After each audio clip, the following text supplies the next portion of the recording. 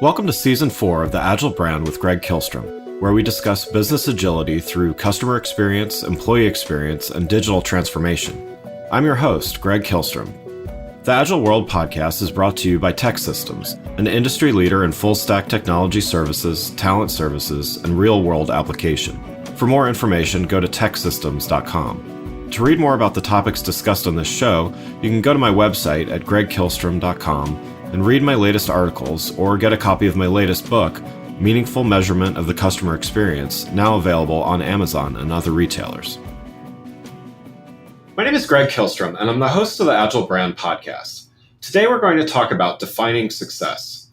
To help me discuss this topic, I'd like to welcome Sheevaun Moran, president and founder of Energetic Solutions, speaker, coach, and author of multiple books. Sheevaun, welcome to the show. Thanks, Greg. Looking forward to talking about this with you. So why don't we start by you giving a little background on yourself and what you're currently doing? So I have been doing business type things since I was a kid. My first business was at 11, and I mowed lawns, and I really wanted to have my own financial freedom. I wanted my own money away from my parents. And so that was my first business. Second, I had one in high school that I, delivered stuff on my bike, weirdly enough. And I made good bank on both of them. But I sold the first one, the lawn mowing business, for a T-shirt. Not a good sale, but Live and learn, I guess. I was happy at the time. Yeah. And then I really decided that I didn't understand how my brain worked. And my mom actually, because I was starting to get in trouble, my mom threw me into computer coding school. And so I actually became a geek and I loved it. And then I went off to college for sales and marketing because I couldn't understand how coding and my introversion was going to help out in the world. I was just it was perplexing how those should mesh and match. And I really got into marketing, then moved along into moving to California. And one of the first companies I worked for here was, now it's a cool term, was an entrepreneur. And they did, computer accessories, the first company that did computer accessories in the world. So we were 12 of us, and then we grew that to about $140 million and sold that to Rubbermaid. Oh. And I was like, I want more of these. I want to do this again and again and again and again. And so I helped 4 companies do that, and then got sick, misdiagnosed, and nearly died from blood poisoning because I loved what I did so much, and decided, life's too short to do this for other people. I have been doing this for other people and helping them really do awesome. Not like I did great, but really do awesome and really turn things around. So I think I'm just going to go out on my own. And so I started thinking about how I got myself and these companies successful, and my sales team successful, and the marketing successful. And I really put this weird thing together that it was all about the energy. This is long before it was a cool word to use. But it was really all about the energy. And nobody could really put their finger on it, except they would always bring me in. They would be like, do your thing, Sheevaun. We want you to do your thing. And people would try to hire me away and all these funny things. And like, we need you to do your thing. We don't know what that thing is, but do your thing. And so that's where it really kind of all started. And then when I was recovering, I thought, there's something to this do your thing part. I just have to really put myself out there and figure out what that meant. And, capsulating a long story, but there's a point to this. Because I was healing myself, I was actually building a pharma company at the time. And I realized I didn't believe in drugs. Hilarious, I think, in retrospect. Right. And healed myself. And I thought, I should just share this with others because I bet a lot of people are having pain and problems. And so I just opened healing clinics for free because I thought, this is what you do. You test the market, you just see. And before you knew it, I had 4 healing clinics and people were coming, and we did no marketing or advertising. We put a couple flyers up, and all of a sudden people were flying in and bussing in. And I was like, What the heck? And we were on the news and all this wild stuff. And then one client said to me that she wanted to pay me. And I thought, okay, sure. And this is the thing that, people don't understand is you really have to make peace with the free and the money and how this all works. And I realized, oh, I made all of the companies I helped make peace with this. And she said to me, because of the work you've done with me, I have to pay you a lot. And I want you to understand that my husband and my business, which was totally stalled for years before we met you, is all of a sudden blossomed into something amazing. Wow. And I thought, oh, this woo wackadoodle energy stuff. Remember, I'm a coder. So this woo wackadoodle energy stuff, there's something to it if you make it a formula, which I apparently had made it a formula. And it actually helps businesses and leaders really get out of their own way and thrive in ways that they could feel deep inside of them, but didn't know how to express and get outside of them. So what I do today is I help leaders and business owners and people who really want to make a difference, whether it's a mom or whether it's, a maven or whether it's, whatever person, male, female, it's really somebody who has a mission and help them get out of their own way and use this energy thing in a way that nobody talks about. That's great. Wow. Thanks for sharing that. Yeah. So yeah, and you've been at this since age 11 in a matter of speaking. So that's an amazing journey here. Well, yeah. Let's dive in. We're here to talk about this definition of success, which I would imagine even just hearing your story, your definition of success may have evolved over time as well. But why don't you start by defining as you see it now, how do you define success? Not like most people. Because I had gotten sick and nearly died, I came across to the other side of that thinking, if I just help one person, I will have lived my life's mission. And that's really where I started from. And pretty much today deliver and look to deliver from that.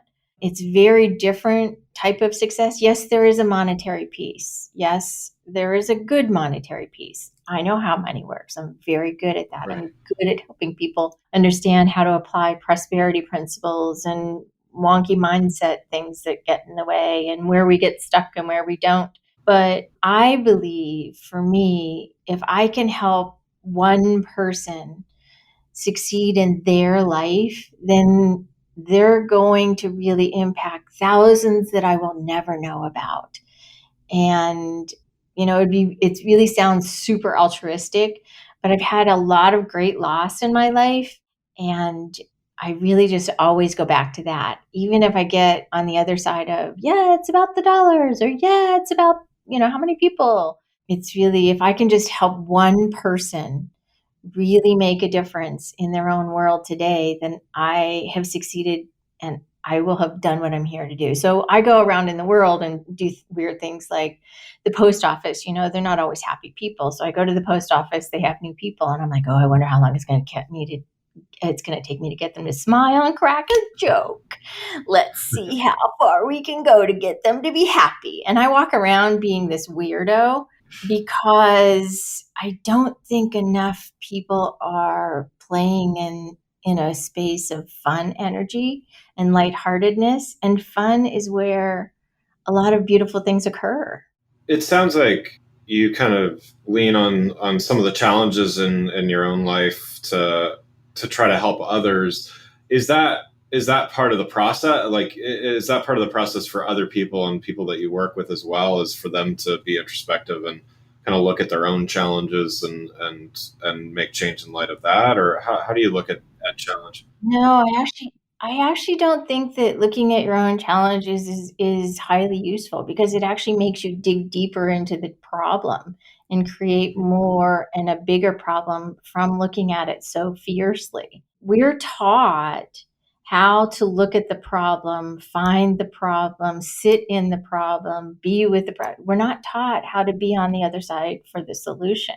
And one of the things that I created the system around is teaching people how it's not black, it's not white, it's not gray. It's like there is another solution. There's an opportunity within the problem. Because if you look at the word problem, it really actually elicits an opportunity for that word problem is actually opportunity oriented. Yeah. So we've gotten a little distracted and distorted about how our language plays a role in helping us or hindering us. So I help people look for the things that they didn't know were easy, were safe, were something that was going to help, all of the people on their team show up and shine.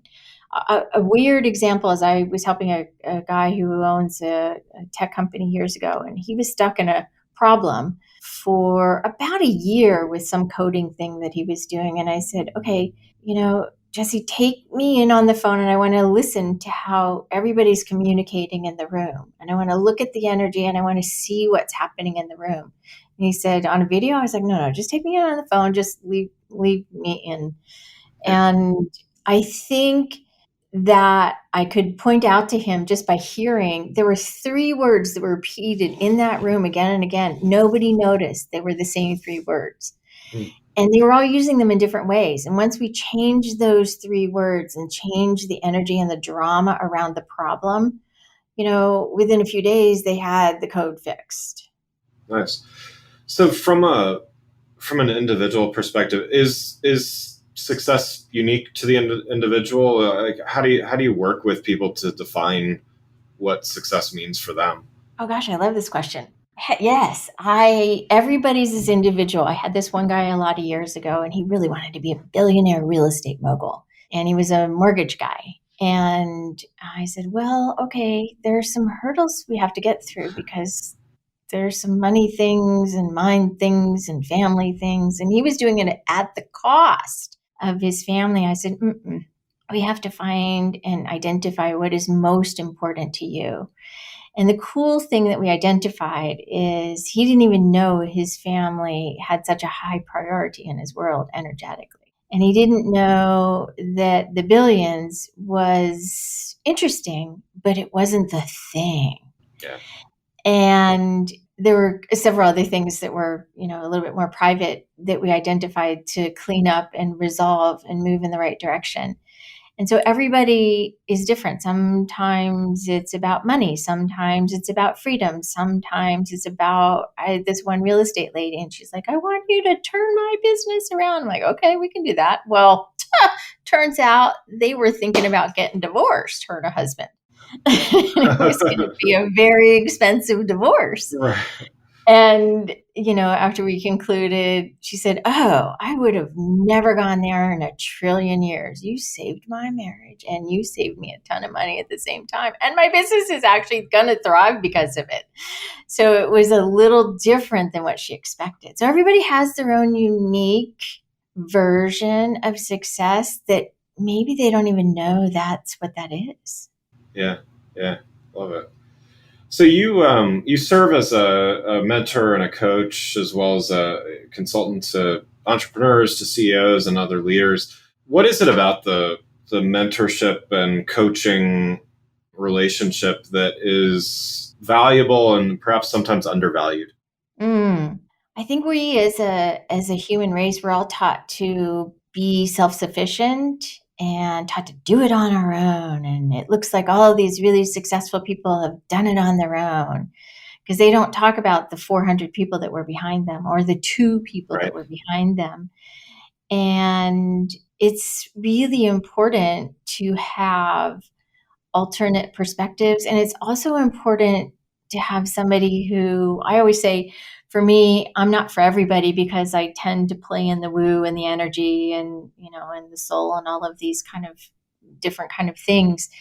But the idea of it is that if somebody can open their mind to a new way of being and doing and having, then it's worth paying whatever it is that you need to pay in order to achieve that result of reward. Because we get into our heads, we have these locked craniums, and we get into our heads, and like little things are racing around in there, and we need alternate ideas and perspectives, and particularly with somebody who is in a leadership position or starting into a leadership position or wants to adapt or transform. I never say change, because you actually can't change, you can actually transform. So they want to transform into from where they were to where they can conceive that is possible, but without a map, it's going to take a lot of time, probably energy, and a lot of people give up along the way really fast. Right, right. What does it takes a certain mindset, I think, to get the most value from a consultant or a coach or advisor. What does a leader need to understand in order to really benefit from that? Obviously being open to the idea, but beyond that, what really helps someone get the most benefit from that relationship? Look at what advice or information you're being given, and your first instinct is probably going to be saying in your head is, no, that doesn't sound right. I don't think so. That's not right. And your first instinct is actually to crush your arms and say, no, no, no, no, no, no, no. I would encourage somebody to uncross your arms, even when you're in a meeting, and say, what if there's something that's a treasure in this thing that's being presented to me? What is the treasure? Where is the treasure? Uncross your arms is so important. It's an energetic thing. It's not just a body language thing. Yeah. And what's the treasure here? And then have a communication. Because generally, if you're uncrossed in your arms, you're not thinking about what you're going to say next. You're actually in the actual conversation of who is opposite of you and the information that is being shared. So that's one. Another one is to be a little bit more receptive to doing something that sounds weird. It's a big one. Yeah. Yeah. Well, yeah. And I mean, I think to your first point, I've always found, at least when something, I don't know the perfect word right now, but when I feel agitated by something that someone is giving me as advice, and I know that person is at least well intentioned, there's got to be something in it, right? Whether it's actually 100% right on, or there's something in it, because it sparks something, even if it sparks frustration or something. Like, often I think that can be the beginning of forcing myself to dive a little deeper. And maybe they were 50% right, but 50% more right than I ever would have gotten on my own, right? But that's what a leader and a mentor is about, is really opening that perspective so that the person can find their own way and not have the leader only be right. And challenge with leadership training for a long time has been the leader is always right. And it's like, are they really? Right. And the beauty of what I get to do is help people, leaders, CEOs, beautiful people who really want to do good and really want to strive and make a dent, even if it's just to the next level, is to find your own language set and to find your own unique little perspective that is going to help those doors of that information work for you to achieve a faster result. Yeah. Yeah. I mean, it took me quite a while. I've been a CEO a couple times and been a leader in different capacities, but it took me a long time to realize that people giving me feedback, even if it was directly contrary to me, was, I think it means things on several levels, but I mean, it's a gift that, I'm never gonna get there 100% of my own and from someone else's, perspective. So, it took me a while to kind of realize that that's someone trying to give me something, not someone just trying to find fault in what I'm doing or my leadership, or, to your point, no leader is perfect, nor should they pretend that they are, right? Because if they should have people on their team that are better than them at least some roles, and kind of embrace that, right? Yeah, absolutely. It's important. So what are, in addition to some of these things, what are some of the other roadblocks that leaders have to kind of get out of the way of in order to grow? Hmm. I think the idea of we have to be super quick to respond. We don't give ourselves enough oxygen. I was having a conversation with a client of mine who just sold his company. And I said, dude, you're trying to create the next thing. This is cool. And we need to create some breath and oxygen in who you are to find out where you're going to land in the next iteration. It's only been 2 months. And I was like, this thing called pressure, you have an addiction. And so we're actually addicted to pressure, and we're not addicted to allowing ourselves to breathe. Now, I had to learn the breathing thing from, nearly dying, and realizing that, every little breath is actually going to bring a lot of flow to my world. Yeah. And so, breathe more. We have a little video series. Maybe I'll give to your folks. It takes them through this little like 30-second breathing technique that really solves a lot of problems. That's great. That's great. Well, one last question before we wrap up. So you've written several books. So I can talk to you as a fellow author. Mhm. I always love to hear just kind of a little bit about the motivation, as well as process stuff. But I'll just ask you, from a motivation standpoint, why do you write books, and what does that, what do you like about doing it, and what do you get from it? Truth is, I see somebody saying something that is completely out of integrity or wrong in the world, and I will say, like one of my first books was Learn to Meditate, and I taught at colleges, and taught at the Air Force, and I taught at Boeing, and I taught all of these.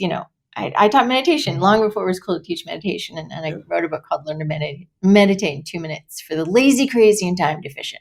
And it came from people telling me things on the opposite of me teaching them, and they're like, oh, it's this, and oh, it's that, and people are saying this, and I tried that, and I tried this, and I said, oh God, I can totally demystify this. Let's write a Nice, book. nice. And so I've written, weirdly enough, I've written 16 little books. Oh, wow. And it's because I see something that is not masterfully communicated. And I am not a master communicator. I'm not saying that. I do have a lot of stuff to say. But the energy thing and success, I got that down. That's important.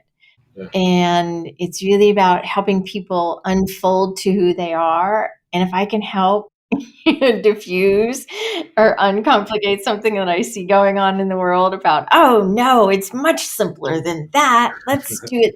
Let's show people how simple that is. And so I get a little frustrated, and then I write a book from it. Nice. No, that's interesting because not with books. I mean, I've written a couple books, but I do that with writing articles. Like, my clients, I'll run into an issue or, have a problem, and I like find myself knocking out again, not a whole book, but 1,000-word article or something, just based on, wow, I want this person to read this article because my life this day would have been a lot easier if they just would have read it ahead of time. So yeah, I can empathize a Oh, bit. same thing. I write emails like that, or I'll write a post on one of the social platforms, and Right. it will be because somebody said something, or somebody was doing something weird, and I thought, they just need to understand it like this. Right. Nice, nice. That's great. Well, Sheevaun, thanks so much for joining the show. For those listening, what's the best way for them to keep up with you and what you're doing? Oh gosh, go to SheevaunMoran.com. That's spelled SHEEV as in Victor, AUNMORAN.com. And then there's three different, it's kind of choose your own adventure, three tabs there that, there's an entrepreneur tab, there's a, toolkit tab, and then there's a tab where there's a little video about energy and how that works. But if I can give one more thing, I promised a video, Yeah. a little training. There's a little training that we've done called Free Kickstarter. Can you believe I got that name? freekickstarter.com, and there are 6 videos in there that are powerful, energetic, transformational tools for any leader to really have a better day.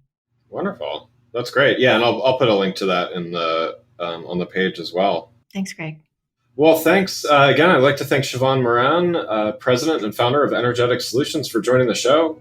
Thanks for listening to The Agile Brand with Greg Kihlstrom. Talk with you next week. Thanks again for listening to The Agile Brand with Greg Kihlstrom podcast, brought to you by Tech Systems. If you enjoyed the show, please take a minute to subscribe on your podcast channel of choice and leave us a rating so that others can find the show more easily. You can access more episodes of the show at www.theagilebrand.show. To get a copy of my latest book, Meaningful Measurement of the Customer Experience, visit my website at gregkihlstrom.com. Until next week, stay agile.